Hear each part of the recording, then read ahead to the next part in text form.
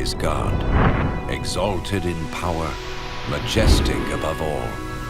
The heavens tell of his greatness. The skies display his awesome craftsmanship.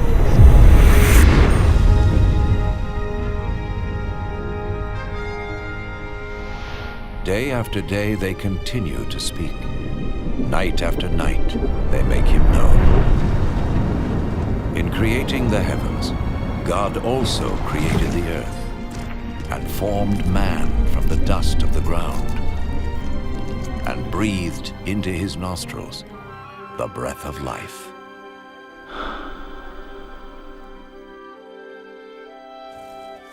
The God of love created man and woman in his own image to have a relationship with him.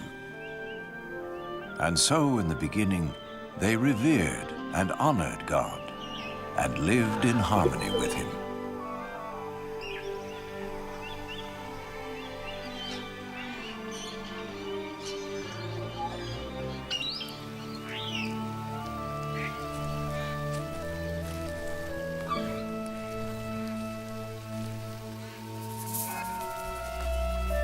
This continued until one day, Satan tempted the woman to eat the forbidden fruit, and she gave it to the man, who also ate.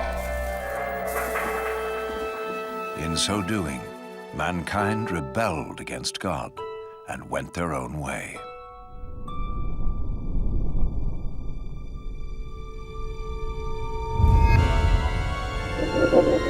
As a result of this sin, mankind was separated from God and was thrown out of the Garden of Eden. But God still loved mankind. It was never his desire to be separate from those he created. Yet how could God be holy and the source of perfect justice if he did not judge mankind for their sin? In his holy book, God reveals his plan to save the world from his judgment. One of the first to see this plan unfold was Abraham.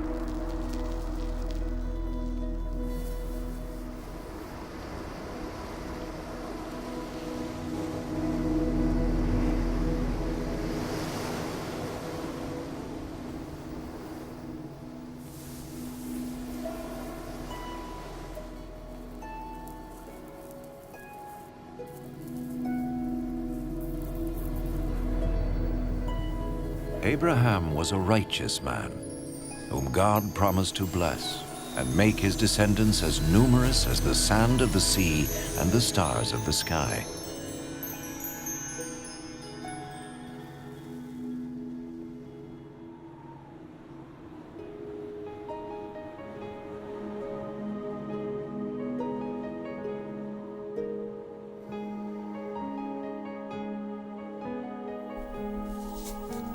To test his obedience, God told Abraham to sacrifice his son as an offering to him. Abraham trusted God and sought to obey him.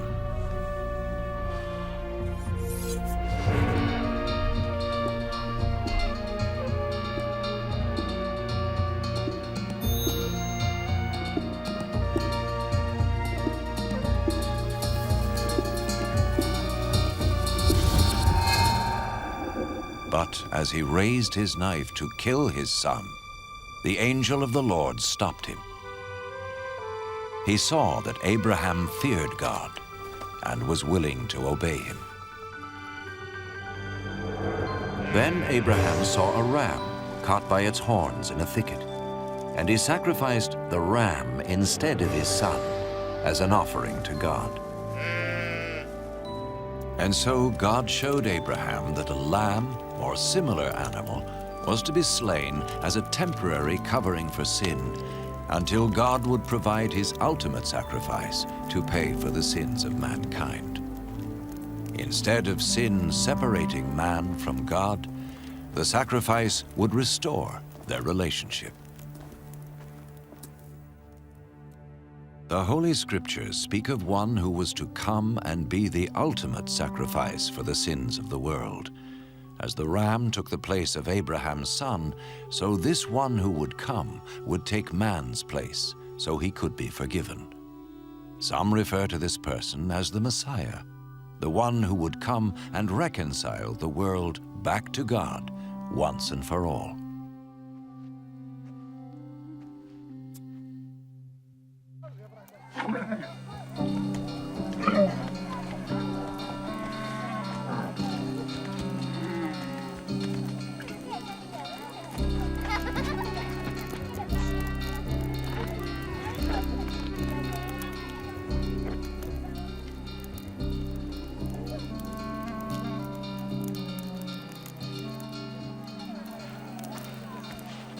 The prophets predicted many things in detail about the Messiah, hundreds of years before he appeared. The prophet Isaiah foretold that his birth was to be a miraculous one. A virgin would conceive a child who was to be called, in a spiritual sense, the Son of God.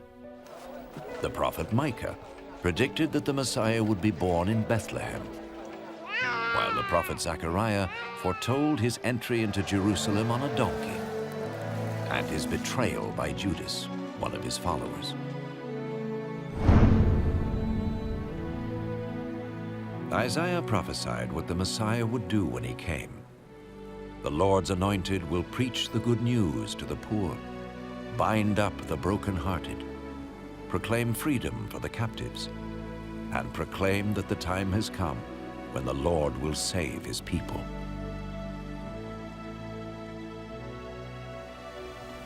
So who was the Messiah?